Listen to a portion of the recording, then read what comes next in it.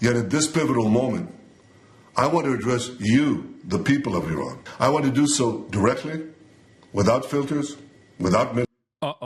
Bro, same playbook. Israel has a right to defend itself. I love that he's talking to the people of Iran in English. I want to free the Palestinian people from Hamas. I want to free the Lebanese people from Hezbollah. And I want to free the Iranian people from Ayatollah. Where have I heard this before?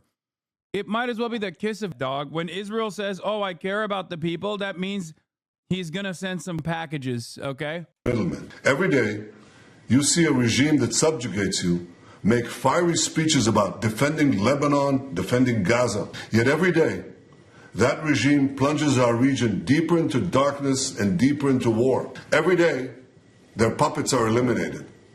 Ask Muhammad Def, ask Nasrallah. There is nowhere in the Middle East Israel cannot reach. There's nowhere we will not go to protect our people and protect our country. With every passing moment, the regime is bringing you, the noble Persian people, closer to the abyss. The vast majority of Iranians know their regime doesn't care a whit about them. If it did care.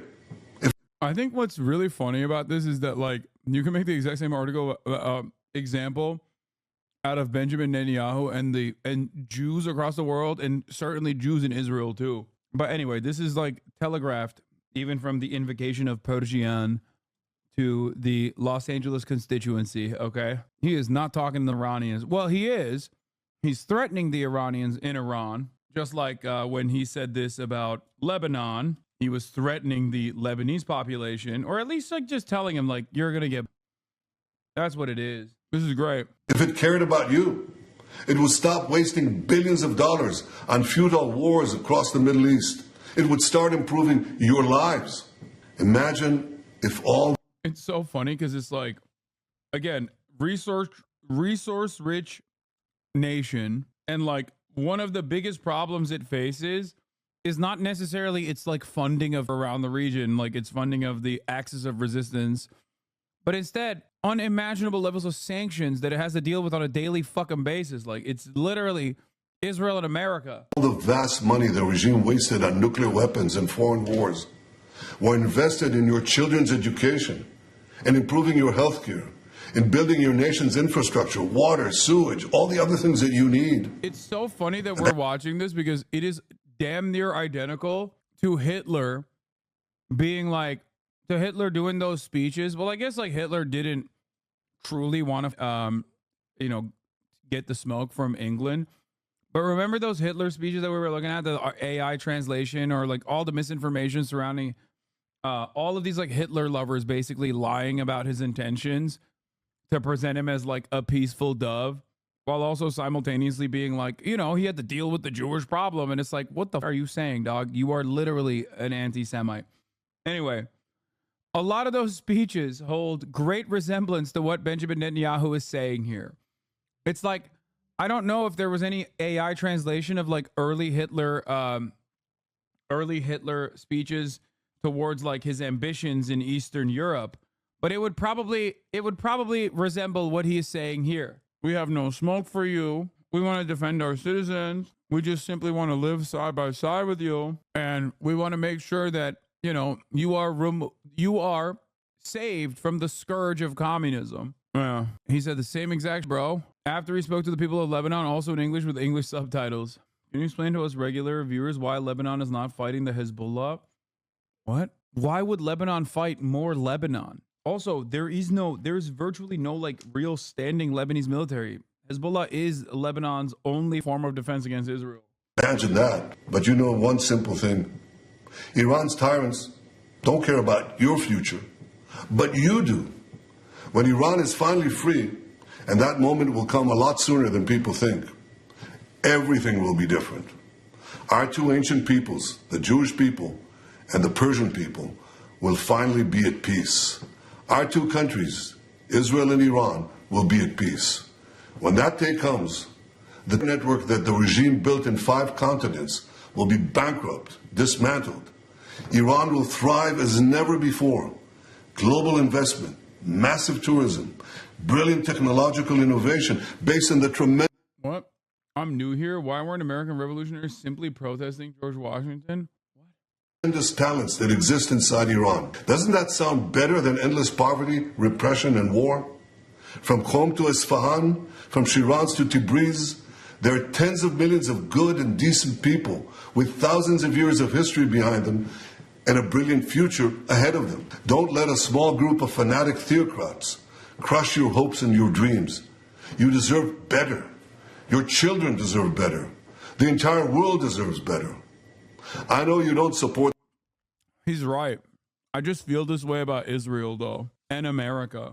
Like, remember what I said about reactionaries? Like, reactionaries love to talk about the exact same that they are pulling off in their own countries, but then, like, complain about it when brown people do it, you know, when browner people do it. It's always the same. People will be like, I can't believe the Taliban, bro. I hate what they're doing. And it's like, dog, you want the same thing, but Christian. Like, what are you saying right now? I can see your other tweets, okay? Oh, man, you hate fanatic theocrats, huh? You hate him so much, you put him in your governing coalition. You hate him so much that you are one. I love when this guy says, yeah, fanatic theocrats are putting the interests of their own ambitions, putting their own personal interests against the interests of the people. It's like, you're talking about you. You're talking about America and you. The rapists of Hamas and Hezbollah, but your leaders do. You deserve more. The people of Iran should know Israel stands with you. Yeah, you deserve more. It seems you haven't been enough as of late. You. May we together know a future of prosperity and peace. What rapes did Hezbollah do? Bro, what rapes did Hamas do? What are you talking about? Like, there is one instance in captivity that we have actually gotten verifiable evidence on. Beyond that, the systematized mass rapes that Hamas dealt on October 7, not a single bit of that has been verified. And people still run with it over and over and over again. Meanwhile, we know Israel has done it. What do you mean there's no Lebanese army? Hasn't America donated more than $3 billion to the Lebanese armed forces to advocate for its security, according to the U.S. Department of State? Yes, there is a standing Lebanese military, but it's basically nothing in comparison to Hezbollah. Yeah.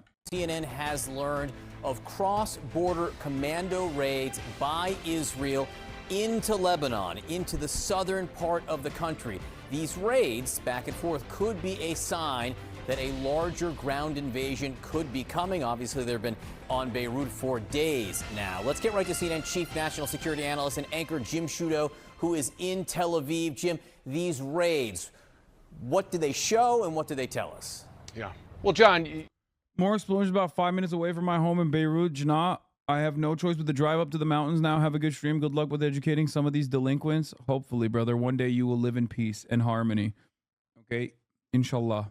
Stay safe, chatter. Phase ended. Oh, the phase subathon ended. Congratulations to the phase subbers. Okay, I phased up. I participated in that a little bit. As y'all know, I stay phased up and I stay prayed up. you could call these shaping operations, smaller special forces raids, as well as just the barrage that we've seen over the last several days, not just taking out Hezbollah leadership, but going after firing positions, missile launch sites, missile and rocket storage sites in southern Lebanon, would all be part of laying the groundwork for a broader ground incursion or small-scale invasion, whatever language you use. So one can say that those operations have already begun. And keep in mind what the Israeli goal here is, as stated publicly. We're not guessing about this. Israel's goal, as officials have described, is to move Hezbollah back from the border.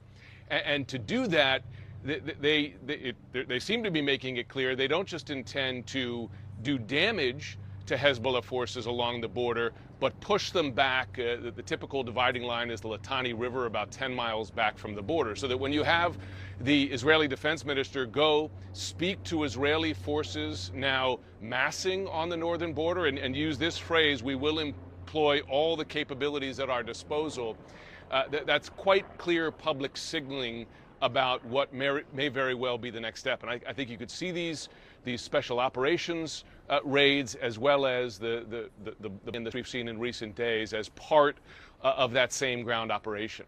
Jim, what is now known about Hezbollah as it is currently constituted? There will Yeah, Jim, tell us more from Tel Aviv about how Hezbollah is the true evil here.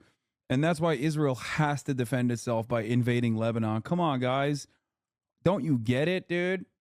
This is a tale as old as time itself. Israel has never in its history, at least in its outward communication, I'm not talking about Ben Gurion's like writings about how it is a colonial force or whatever, or how they must purge the indigenous population there. And of course, the indigenous population there is going to fight back. But in terms of its like outward Western facing communication, Israel has never been like, yeah, we want this land. It's for us. You. Okay. No, it's always, we need to defend ourselves. Okay. The Holocaust happened. We need a place. If we don't have a place, then the Holocaust too is going to happen again and again and again. Okay. That's why we need this place. That's why we need this space. Now we're going to carry on a genocide. And the more territory that they've taken over throughout time, the more they have kept just encroaching on other regional boundaries and destroying them, gutting them, never letting them have any opportunity to create a nation state like Palestine, while simultaneously going, oh, well, our people moved there. We have to defend themselves. We have a right to defend ourselves. We have to defend those people there. This is just the strategy since day one. It's not like Israel didn't say this about the West Bank. They did this. They did this in Golan Heights. They did this in every territory that it is occupied. Oh, we got to defend ourselves, man. We just got to do it. We got to do the damn thing. It's crazy. Like, and anyone that doesn't recognize exactly what's going on, which is identical to what they said about Gaza. Bro, they said this about Gaza. They literally were like, we are liberating the terrorists. We are liberating the Palestinian children from the Hamas captors. Israel must have a right to defend itself. Boom. Genocide in Gaza. Okay. Same about places where there's no Hamas, like the West Bank. They got to defend themselves from the terror children in the West Bank occupied territory, which we must occupy. Now they're doing it in Lebanon. Oh, we want to separate the Lebanese population from the treacherous nature of Hezbollah. We want to separate the Iranian population from the treacherous theocracy of the Ayatollah regime. We know what that means when they say that. An ability to carry out retaliation. You know what, John? I think to some degree in recent days and weeks, if you go back, for instance, to the pager attack as well as the on Friday of Nasrallah, we've seen something of a piercing of the bubble of Hezbollah's military capabilities. As advertised, this was Iran's strongest proxy weapon in the Middle East and against Israel, its strongest piece of that ring of fire around Israel. We talked to great length about the many tens of thousands of missiles and rockets, etc. But now, in just a few days' time, Israel has not only dismantled its leadership right up to the very top, but it's taken out a lot of those very missiles, which raises questions as to whether, even if a decision were made by Hezbollah to carry out a sizable retaliation, who would make that decision and how would they communicate that to field commanders to then carry it out? It's not clear that they have the capability to do that. And I don't mean to underestimate. Wait, did I tell you have a right to defend yourself from the top of the hour ad break? Because I might have forgotten. Did I serve it? No? Well, you do by subscribing. You do. Because at the top of the hour, there's a 3-minute ad break, and you have a right to defend yourself from said ad break by subscribing, which you can do for $4 before it ends, before the month of September ends, or for free with the Twitch Prime. Gizmo Max says, you are both a mod and also a subscriber. You are fine, okay? But others who are not fine, the defenseless, you might get gifted a sub if you are lucky. Even Israeli officials say that other than they've barely hurt Hezbollah's capacity. Of course, dude. And also, this doesn't like magically go away. People's resentment towards Israel, them, and their family members doesn't go away when Hasan Nasrallah is. It's not like the guy was single-handedly like brainwashing everyone in Lebanon into hating Israel, okay? That's why the exact same approach exists in Lebanon as well. Yahya Sinwar, okay? It's not like the Palestinian people are going to be like, oh, I guess it's over now. Like, I guess thank you for humiliating us and subjugating us and destroying our lives. I now have a totally different analysis of the situation. It's like, dude, what are you saying? People are still going to want to understandably fight back. Like, gutting the command structure of Hezbollah doesn't do anything. It just like kind of buys you time for a brief moment. But if you immediately go and invade afterwards, you'll see that that command structure it still has a very clear line of succession.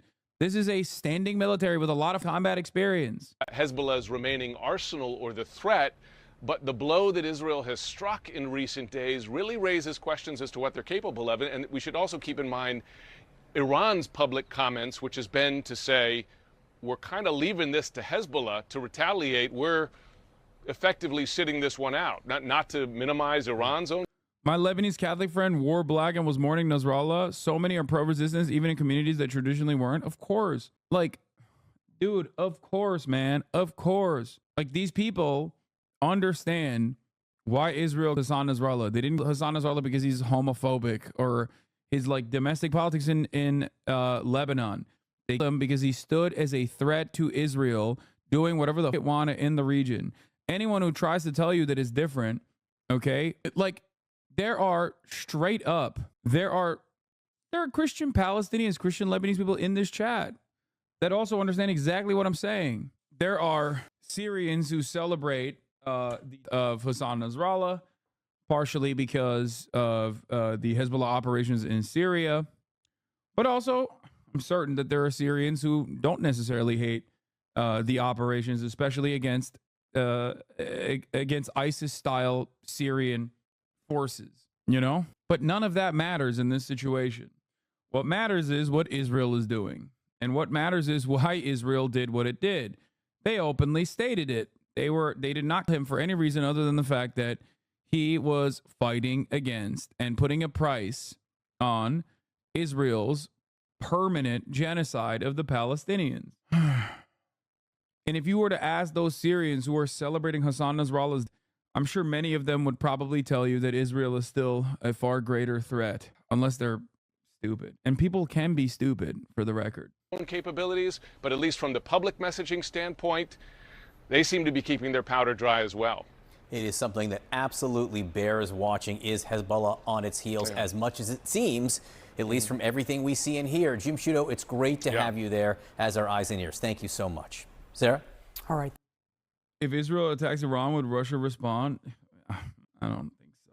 Yep, Maronite Lebanese here. Hezbollah is not without sin and has treated Syrians horribly. We don't forgive that, while simultaneously recognizing Hezbollah is the only thing standing between another occupation and the Lebanese people, and no other social, economic, or issues can be properly dealt with during genocide. Yes, that's like, this is something that Americans will never comprehend because they have been the dominant force in their lifetime and in the lifetimes of their parents and great-grandparents, okay? And even before then, they were a settler colony. So they were always the dominating force. There's only been like 17 years since 1776 where the conflict, and sheltered from the impact of said active conflict due to its geopolitical placement on the map. Okay, it's far away from all of that it deals by nature, surrounded by sea. So Americans have no way of understanding why people that might have differences in opinion in terms of like domestic affairs will harden their position and recognize the true evil or the greater enemy that is destroying them. Like the 3-minute ad break that I forgot to run, which I'm running right now, okay? They Hasan Nasrallah for the same reason that the Ismail Haniyeh. I mean, the Ismail Haniyeh thing is even worse, honestly. Isn't this just sort of a similar argument that there's no point in taking out Al-Qaeda leadership because they would just reconstitute under the cause of hating American imperialism? But Al-Qaeda doesn't exist now, so... Dog, if you're comparing Al-Qaeda to Hezbollah, I don't know what to tell you, okay? It's like thinking that if you American generals, that the American military is going to cease to exist, okay? That's the better comparison. Also, Al-Qaeda still exists, largely as a consequence of our great ally Saudi Arabia consistently using it as a weapon in places like Yemen, as a matter of fact. So, I don't know. Like, whenever people talk about, like, Al-Qaeda or ISIS and bring these, like, obvious militant groups that are Salafist in nature or are funded and facilitated and doing so much destruction to not necessarily America or American interests really, but certainly against like America's enemies or wherever America has interest in invading or whatever. It's like if you're comparing them to their natural enemies in the region like Hezbollah or Hamas, regardless of their different sects, because Hamas is Sunni, Hezbollah is Shia, okay? But if you are comparing these groups to one another and pointing to their similarities in any capacity, I think you might be a little bit Islamophobic. I don't want to say that about you, chatter. You seem to be at least like somewhat charitable here. But the only comparison that you can point to is that they're just like, they kind of look the same, I guess, from afar, because they got big beards and sometimes wear turbans, you know? Because in its action, okay, and also direct allegiances, okay, you can say the enemy and my enemy is my friend or whatever, but like in terms of like offering material support, Israel has aligned with ISIS in the past, openly in Syria, okay? Israel has. Saudi Arabia, another ally of Israel, still very much utilizes Al-Qaeda in a similar capacity. So the notion that like these guys, like Hezbollah, like America's enemies are closer to ISIS and Al-Qaeda is so funny when it's actually America's ally and America itself and its own material interests align with ISIS and Al-Qaeda in the region. Israel also, much like ISIS, desecrates cultural landmarks on a regular basis. Israel also uses the shield of religion as a justification for its actions, just like ISIS does, okay? And Israel, on top of that, has directly given weapons to ISIS in Syria and has offered medical treatment to ISIS in Syria. I'm not arguing one way or another, just saying they both have reasonable basis for fighting against Israel and or Western forces. What? Not hating against Al-Qaeda or ISIS is ridiculous. What the?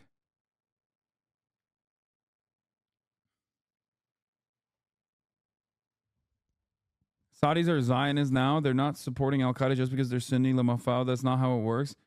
I'd believe you if you said Qatar. Sorry, but Sunni jihadists, Saudi Arabia equals Saudi Arabia / Israel is Iranian Kool-Aid. I don't know what you're saying. I agree with some of the things that you're saying, but I don't think you understood what I said at all. I don't think Saudi Arabia is supporting Al-Qaeda because they're Sunni. I think Saudi Arabia is supporting Al-Qaeda because it is comprised of Saudis, and it is a militant asset that Saudi Arabia uses in a similar vein to like how America uses ISIS from time to time. Also, Israel is supposed to be the Jewish state. How does that factor into your equation when Israel is aligning with ISIS? Saudi supported the Salafist rebels in Syria that literally tried to ethnically cleanse the Christian village I'm from. Yeah. This morning, the U.S. is preparing its military as fears grow that Iran may be planning retaliatory attacks. CNN's Arlette Saenz is at the White House with more on how the Biden administration is sort of viewing all of this at the moment. And they're meeting at this very moment. What are you learning, Arlette? Well, Sarah, President Biden is hoping to prevent this situation from escalating into a wider regional conflict that could engulf the region. That is something that the administration has feared and really tried Tantuni or Monte, easy. To work to prevent for the past year. Now, a U.S. official tells CNN that one major area of concern right now is the possibility that Iran could be planning an attack in the wake of Israel's of Hamas leader Hasan Nasrallah just last Friday. So the U.S.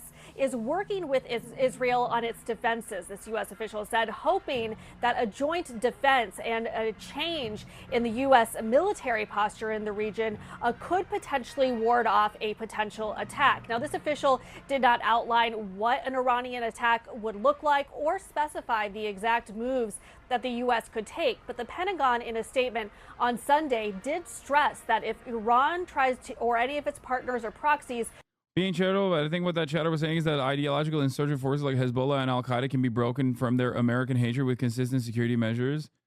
No, because Hezbollah's reason for existence and continued war is directly a consequence of Israel's actions in the region. Okay? The more it's more similar to the Taliban if you want to fucking talk about it like that. Okay? Another Islamist fundamentalist military force that also controls civil governance, okay, historically in Afghanistan. The reason why many do not want to make the Taliban comparison is because it is one that does not favor that argument that they're trying to make. That's it. That's it. 20 years of Afghanistan, and then we just gave the country back to the Taliban and off, only hardening their position. Iran's regional affairs, Lebanon, Hezbollah, Palestinian territories, Palestinian Islamic Jihad, Hamas, Iraq, PMU militias, Yemen, the Houthis, Bahrain, Al-Ashtar Brigade, Syria, several militias. Tries to use this moment to target either American. Aiden Hutchinson on the Lions wearing a straight up Hassan fit tonight. Damn. swagged out. I would rock this for real. He's got, I mean, down to the Travis Scotts too. Travis Scott's real tree camo, sleeveless vest up top. I don't think I would go with the real tree in this though. Honestly, I feel like it's a little bit, it's a bit much. Piss jug in tow. Personnel or American interests that the U.S. would respond to defend the American people. The Pentagon has noted that they have significant capabilities. She called Hassan Nasrallah a Hamas leader. Yeah, I don't care, man. What difference? What difference does it make? It's a distinction without a difference. Hamas, Hezbollah is the same. Houthis is the same. Okay, they're all against Israel and America. So they're all bad guys, no matter what they do. Okay. They're bad across the board. And because they're bad in their domestic affairs, they're also bad in their deterrence measures against the state of Israel. Israel is good. The propaganda is always going to be the same. Make no mistake. I'm not saying that like I agree with these guys every day of the week. Of course I'm not. But it doesn't matter. It does not fucking matter at all because that's not why they're getting because they provide a deterrence to Israel. In the region, including a carrier group, and they are also working to increase the readiness of U.S. troops who could mobilize to the region. Now, President Biden on Saturday convened a meeting of his national security team along with Vice President Kamala Harris to assess the situation in the Middle East and also talk about the readiness of U.S. military forces. And just yesterday, he stressed to reporters that he believes an all-out war must be avoided. Take a listen. Can an all-out war in the Middle East be avoided? It has to be. We really have to avoid it. Yeah, what are you going to do about it, jackass? You don't want to avoid it, dude. Get the out of here. Get the out of here, dude. We've already taken precautions relative to our embassies and personnel who want to leave. But we're not there yet, but we're working like hell with the French and many others. Thank you. That last line there is a reference to the U.S. hope that there could be some type of diplomatic solution to try to return Israeli and Lebanese civilians back to their homes. Why are the Lebanese forces retreating? Amazing how they say you're an empathizer because you do basic assessments of these world events. It's never counter arguments or something intelligent. It's why I get my news from you. Thank you. Yeah.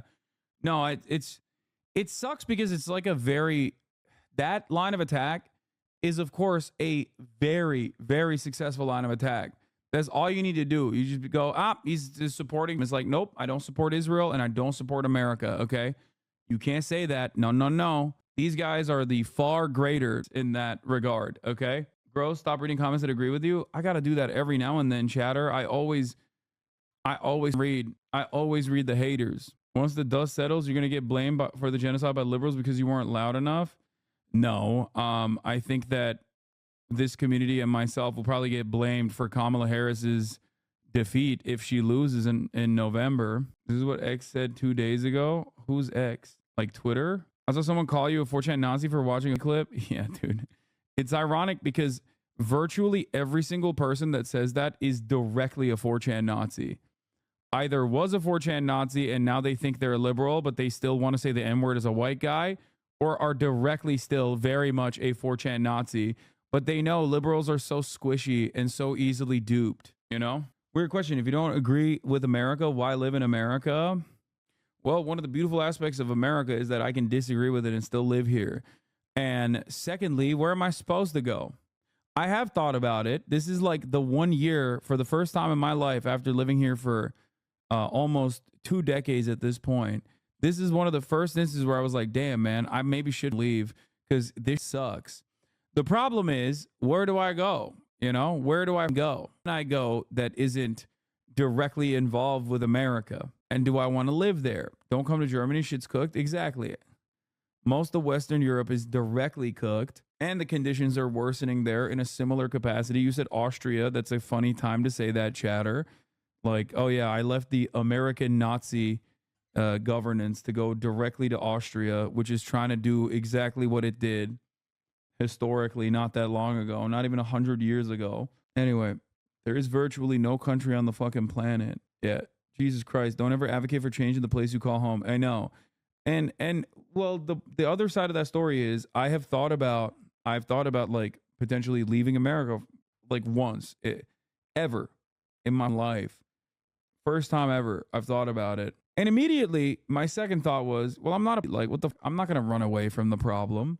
I'm going to keep fighting against the problem. That's it. Especially because I know if I did, they'd be like, oh, that left America. Why are you still talking about American affairs? You left America, is what the people would say. When I didn't have a nice car, they would say, you're driving around in a busted down Toyota Camry because you want to LARP as a poor person. When I got a nice car, they said, oh, look at this rich piece of buying and flexing his nice car. There's no winning.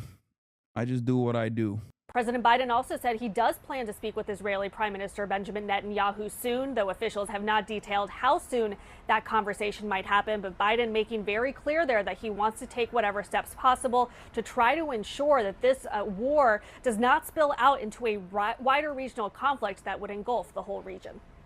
Arlette Saenz, thank you so much for reporting there from the White House. Kate? And with us now to talk much more about all of this is a former IDF spokesperson, retired Lieutenant Colonel Jonathan Conricus.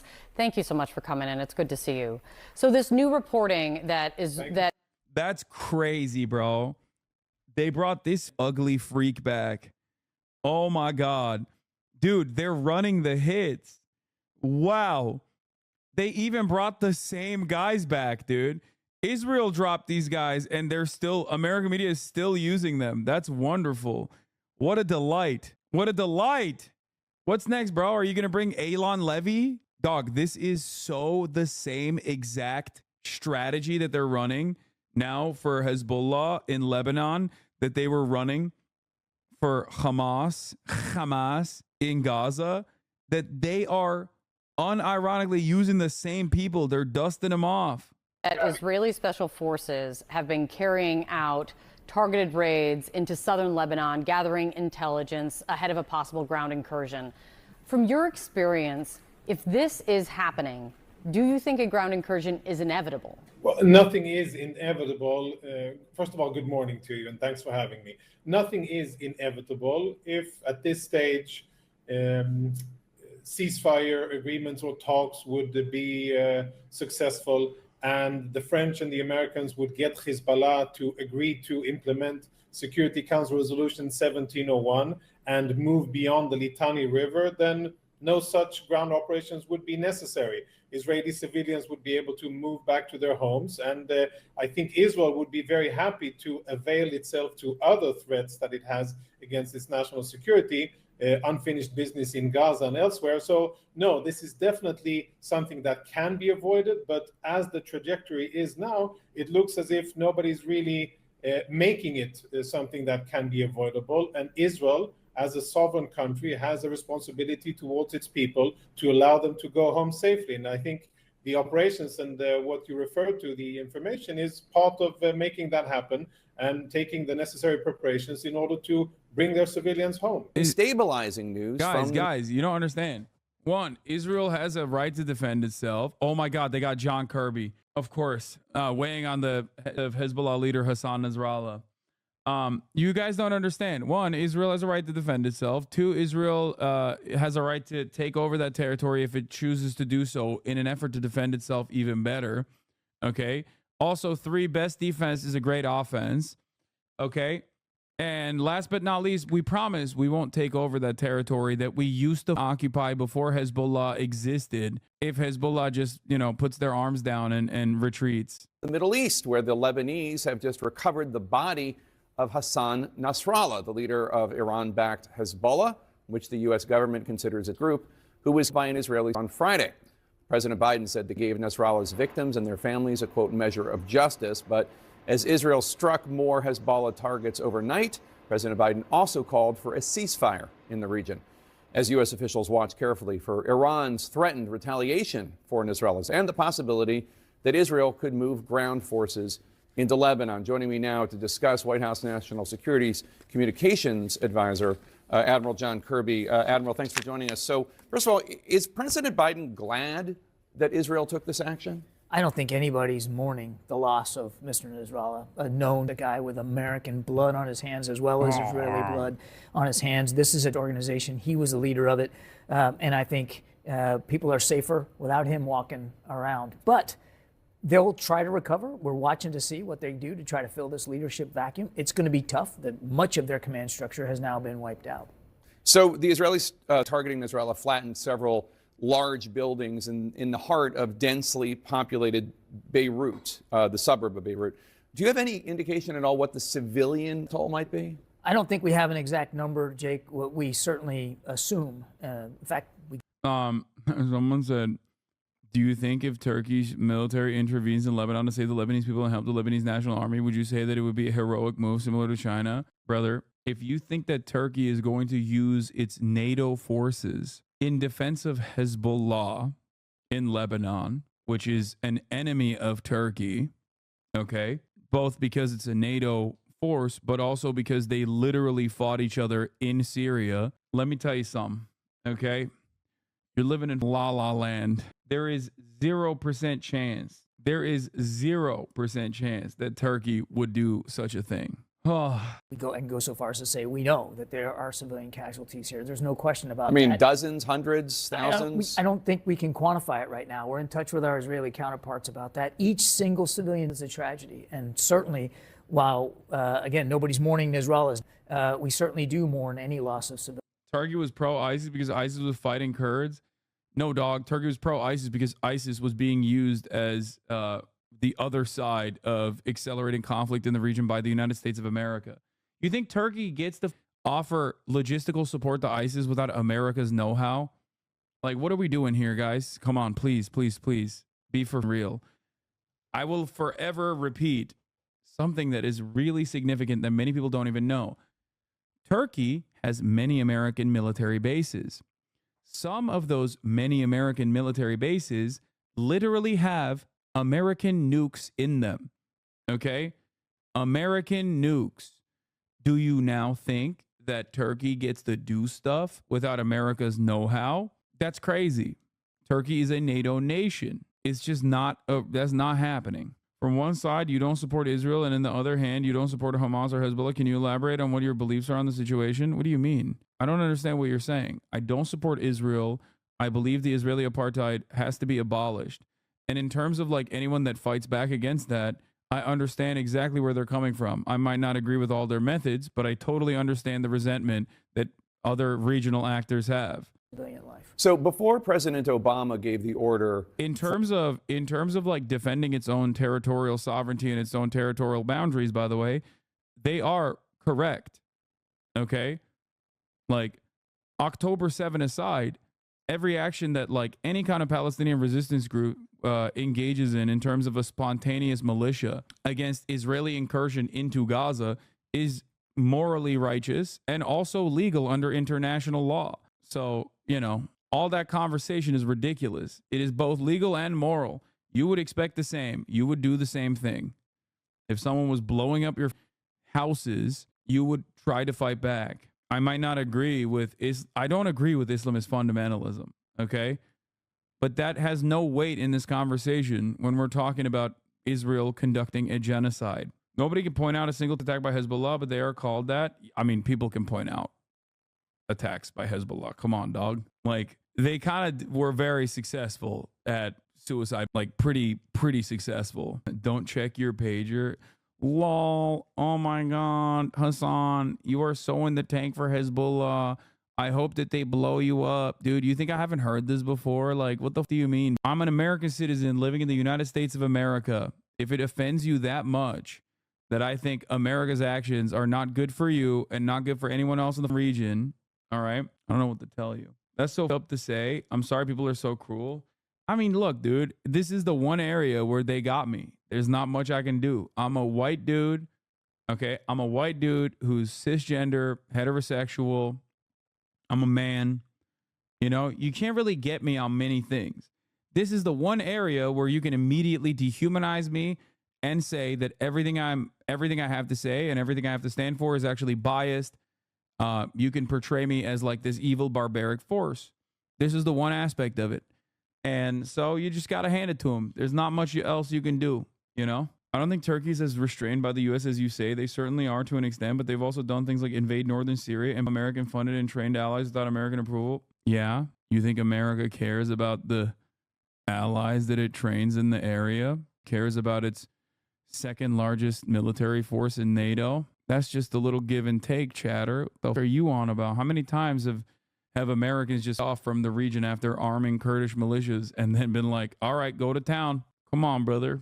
The only that Turkey does that is outside of the scope of American interest is stuff that America actually responds to, okay? Like not allowing, originally in its statement, not allowing Finland and Sweden into NATO, or securing energy contracts with Russia, or trying to get Russian anti-air missile systems while still staying on the F-35 platform. And when they do that kind of stuff, because Turkey is like definitely wild in its own foreign policy, America kicks in and goes, "Hey, calm down. You can't do that." That's it.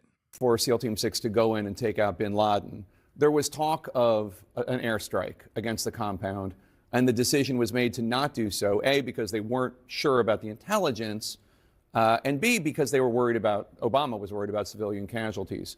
The Israelis went a different direction. Obviously, their intelligence was solid. But do you think Israel made the right decision doing it the way they did it?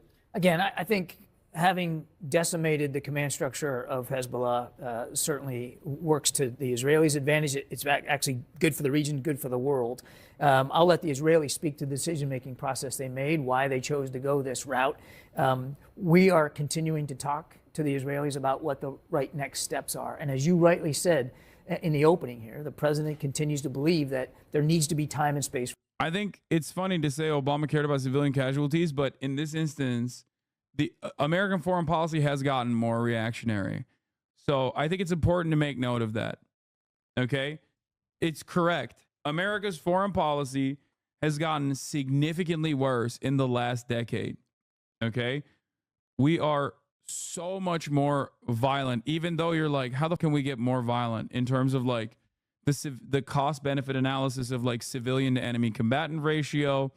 Like America doesn't give a shit about civilians for sure. Okay, for sure.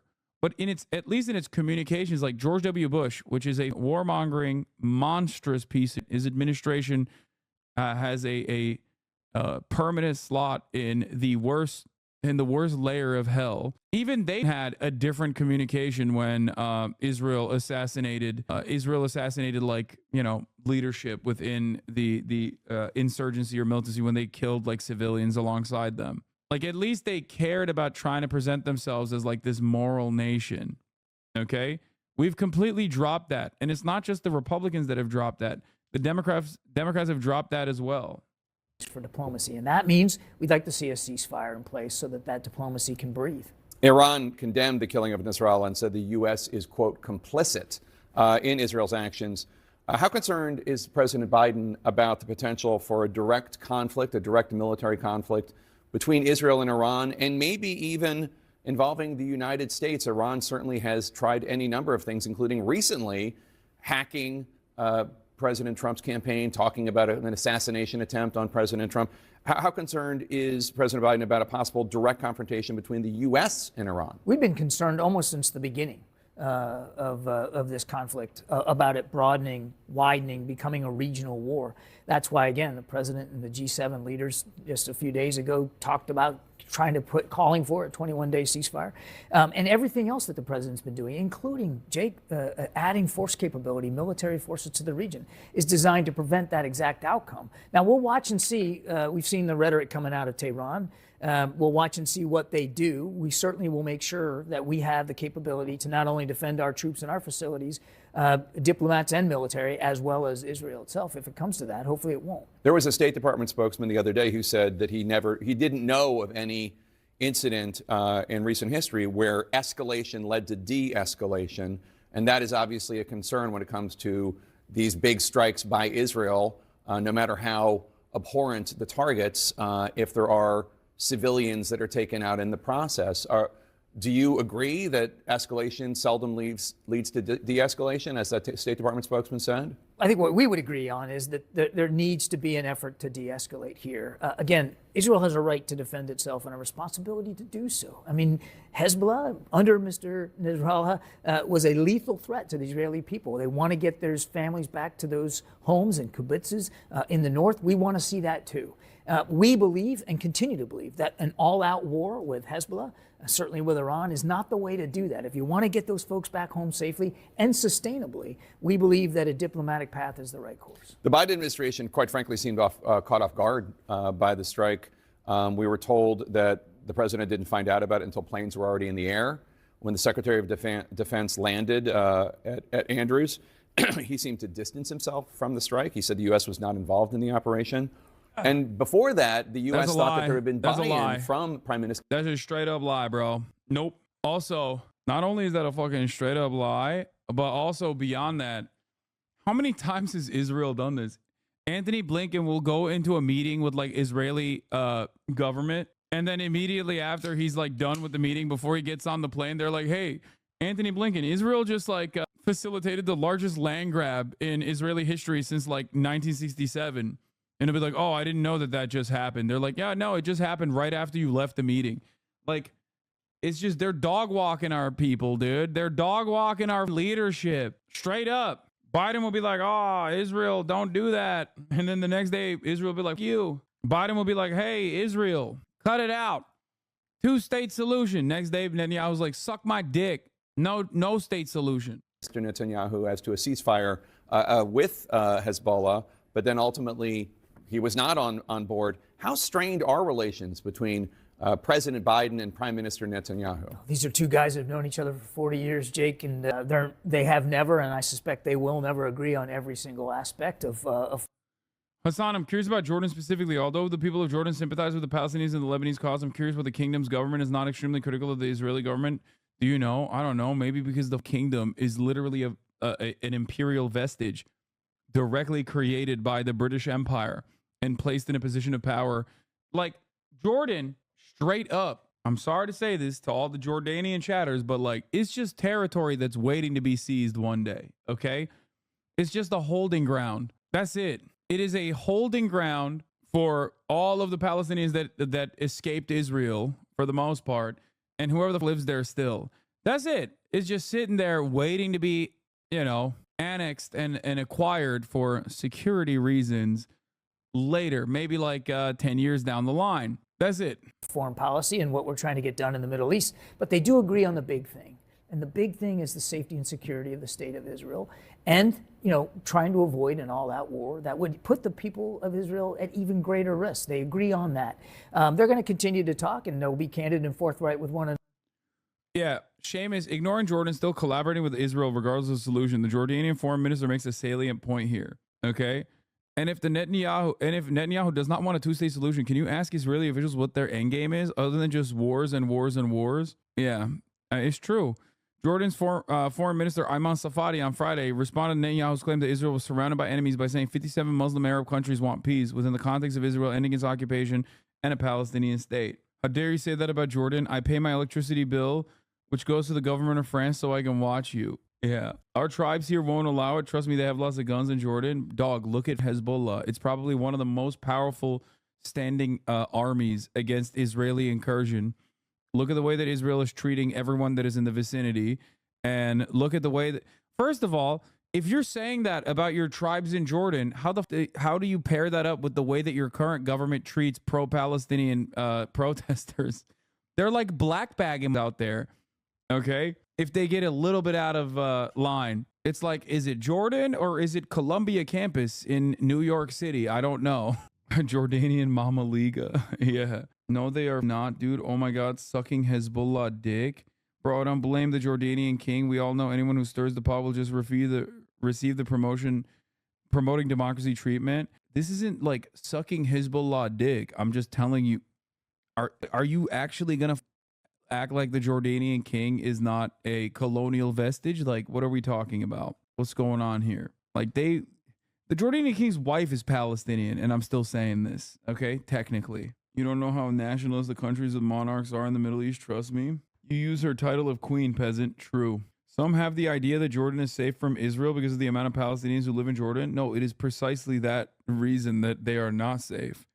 This isn't to like say that, you shouldn't offer Palestinians a place of residence or allow them safe harbor. It's just that Israel will use the Palestinians like it did in Lebanon to attack.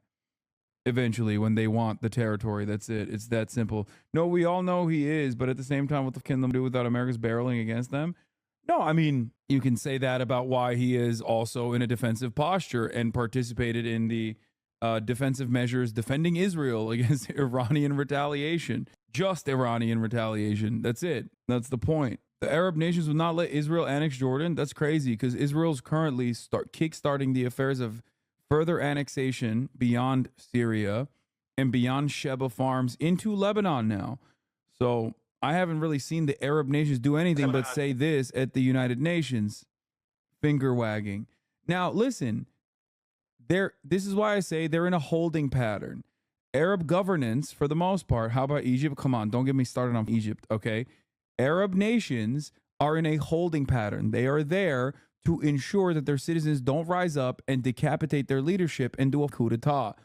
Their entire purpose is to be like, no, we hate Israel, I promise you, while also still getting a steady flow of weapons from the United States of America, which also obviously means you have to associate yourself with Israel, both on paper, post-Abraham Accords, or pre-Abraham Accords, off paper, off the record. There is no difference between Turkey and the Arab nations that we speak of. All of these regional actors would be so much happier if everybody shut the fuck up about Israel. They would be, they would love it. They'd be like, oh, thank God. Especially when it comes to Turkey, it's like attacking Hezbollah is also beneficial for Turkey anyway. It eats away at the regional influence and power that Iran has. Iran and Turkey are at odds with one another, both by way of NATO, but also because of Turkey's own regional interests. Like, it's just, they'll openly say it at times. I think MBS said something similar recently. He just openly was like, oh God, Palestinians, they just won't go away. The reason why they think that is because they want American weapons. They don't care that Israel exists there. Okay? They don't care whose territory Israel takes up more and more of. Our Jordanian friend theorized that Jordan has undiscovered oil reserves, so that it stays neutral refugee state under Western influence. Oil would create a power imbalance. Jordan is a buffer state. Israel doesn't really want it. It doesn't have much for them to take, except maybe Bethlehem. What is this? Al Arabiya. Israeli army announces the start of a ground operation in Lebanon. 3:53, right at the top of the hour. No way, guys. I can't believe Israel would start a ground operation in southern Lebanon. What the? I'm shocked. Who could have foreseen this? Who could have seen this coming, dude? Well, you should have seen the top of the hour ad break coming too, because I telegraph it every goddamn time at the top of the hour. If you no longer want to see those ads, all you need to do is subscribe, which you can do for $4 until the month of September is over, or for free with a Twitch Prime by connecting your Amazon Prime account to your Twitch account, or by getting gifted a sub. Here's the ad break now. Didn't you literally call this happening back in like November last year, or was it like 1 week after October 7th? I mean, I've been saying this for some time. I don't know exactly when I started saying it, but it's been a while. Man, I mean, there are, just look back at my tweets, you'll find it. I kept saying over and over again that, right as the month of October has begun, the October surprise has begun, which is not a surprise at all, but an October assurance at this point, an October promise at this point. This is why they pay me the big bucks, baby. This is why. Before you say, oh, dude, like, why can't you predict something good? Sorry, good things don't happen.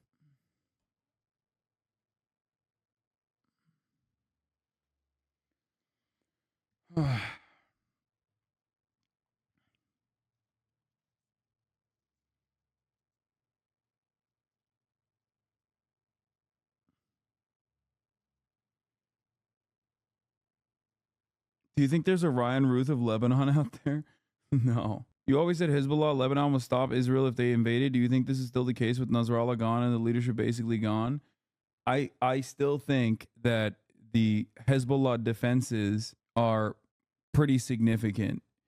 I just look to what I look at what Israel has been able to do in Gaza and how much of a penalty they have incurred in Gaza. And then I think about how much more powerful the standing military and how much more combat ready the standing military of Hezbollah is in Lebanon. I look at the history of the Hezbollah resistance in Lebanon against Israeli invasion. And I think to myself, this is an insane endeavor to engage in if you do not have full-blown commitments from America coming in and also helping you. You just created Rian al-Ruthi by denying his existence. Our Lebanese warrior is real. How is Israel invading Lebanon with a shortage of tanks and APCs? What's Israel going to do? Bonsai charge over the border? First of all, America. I'm just going to keep saying the United States of America. White House Press Secretary Karine Jean-Pierre walks back Biden's comfortable with them stopping comment when pressed by a reporter. What is this? The president said this morning that, quote, I'm comfortable with them stopping with regards to the Israeli potential incursion into Lebanon.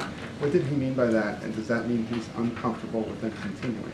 No, I answer that question, which is we believe that Israel has the right to defend itself against Hezbollah and Iran-backed groups. We have said that. We've also have said that Israel is in a tough neighborhood.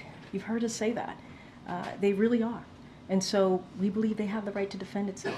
What we also want to see is a diplomatic resolution here. We do want to see a ceasefire. Ultimately, that's what we need to see in order to... Israel has a right to defend itself. Again, guys, okay? Sorry. Southern Lebanon is just standing there looking good, okay? It's kind of their fault for being in this tough neighborhood, okay? You don't understand. It's like you're stupid and silly and anti-Semitic. You're stupid and anti-Semitic for saying that what Israel is doing is not defense but offense. Okay? Why are you not seeing the truth that Israel has to invade southern Lebanon? God. Get to a place where we can get to a ceasefire, right? Where we can see citizens going back to their homes on both sides. So that still remains to be true. But do we want to see, ultimately want to see, get to a place where we get to a diplomatic resolution? Yes, that's what we want. What is this? You finally got a Mossad DM? No, what we have said is consistently. Oh, the Black Trans Pride Worldwide? No way. No way. Congratulations, Andrew. I think it was Kwame Ture that said, he said, if Israel's the good guys, then God bless the villains. I think it was Kwame Ture, if I'm not mistaken, that once said famously, if I'm the Imam of Mecca, okay, and America's fighting the devil, I'm gonna fight on the side of the devil. This is true. P.S. As a Lebanese American citizen living in Lebanon, I can confirm that the U.S. has yet to charter any planes for us. On October 7th, the U.S. immediately chartered flights for Israeli American citizens. Maybe us Browns are bad for the upcoming vote. Yeah. By God, they did it. They did it. I thought maybe they wouldn't, because maybe they would recognize that this is not the greatest idea, considering the diaper brigade's glaringly obvious L's that they've taken in terms of like militarily defeating Hamas. Nope. Now they're going into Lebanon. Oh my God. I hate to say it to the Lebanese American chatters, but you have been relegated. You have been downgraded in your hierarchy to the lowest rank, which is Palestinian American. Unfortunately, you are in the crosshairs of Israel.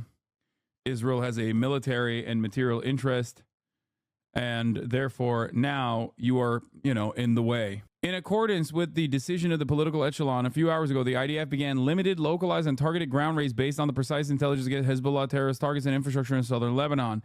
These targets are located in villages close to the border and pose an immediate threat to Israeli communities in northern Israel. So the problem with this, by the way, is that Israel doesn't just like go and do a precise and limited targeted operation. They usually are too cowardly to actually put their diaper-wearing troops in the line of direct fire. So they just like blow up everything before they move in. So that's what they're doing. Remember when they did this in Rafah too, by the way? The IDF is operating according to a methodical plan set out by the General Staff and Northern Command, which IDF soldiers have trained and prepared it for in recent months. The Israeli Air Force and IDF artillery are supporting the ground forces with precise strikes on military targets in the area. There you go. Here it is. These operations were approved and carried out in accordance with the decision of the political echelon. Operation Northern Arrows will continue according to the situational assessment and in parallel combat in Gaza and other arenas. The IDF is continuing to operate to achieve the goals of the war and is doing everything necessary to defend the citizens of Israel and return the citizens of northern Israel to their homes. By the way, they said this verbatim about Gaza. Israel has learned that if you want to do a ground invasion that the U.S. pretends to oppose, you can just call us something else at the beginning. Problem solved. They did this with Gaza too. Wow, I'm not even following. I'm not following Dylan Saba. That's crazy. He's pretty cool. This man has been in Turkey more recently than me, let me tell you. Yeah, officials believe Israel will not conduct full invasion of Lebanon. If Yemen was next, Hasan, would it be amphibious landing operation or parachuting operation or both? I'm worried for the Yemenis communities. I don't know if they'll touch Yemen for now. Anyway, what was it? What was like the Russian government's official statement? What was it? Limited ground operation. Didn't they use the same exact words? Special ground operation. Al Jazeera is live covering it now. This is a war against Hezbollah by Israel. If the Lebanese army get involved, then it suddenly becomes a war by Israel on Lebanon. So that's why the Lebanese army have withdrawn back to their barracks. They're calling it a tactical redeployment. But Hezbollah have also issued a statement, just very quickly. They say that they've shelled an Israeli force at the gate of the Shatula settlement with artillery shells and achieved a direct hit. That's likely to be one of the positions that the Israeli army have come in to southern Lebanon from. And they also say they've gone on to hit 13 targets during the day. So that ground offensive is now happening. The Israelis say it's localized, it's limited in scope. That's the kind of language you've also heard from the Americans as well. But let's see how this goes. Yes. Hezbollah's strength has always been to fight on the ground. Imran, thank you for that. Imran Khan, live there in Marjayoun, southern Lebanon. Let's find out what's happening in Beirut, the Lebanese capital, because there were intense airstrikes there in the last few hours. We heard some heavy bombing and warnings from the Israeli army for some residents of some suburbs of Beirut, the southern suburbs, to evacuate. Dorsa Jabari is in the Lebanese capital for us. Bring us up to speed with what's happened there, Dorsa.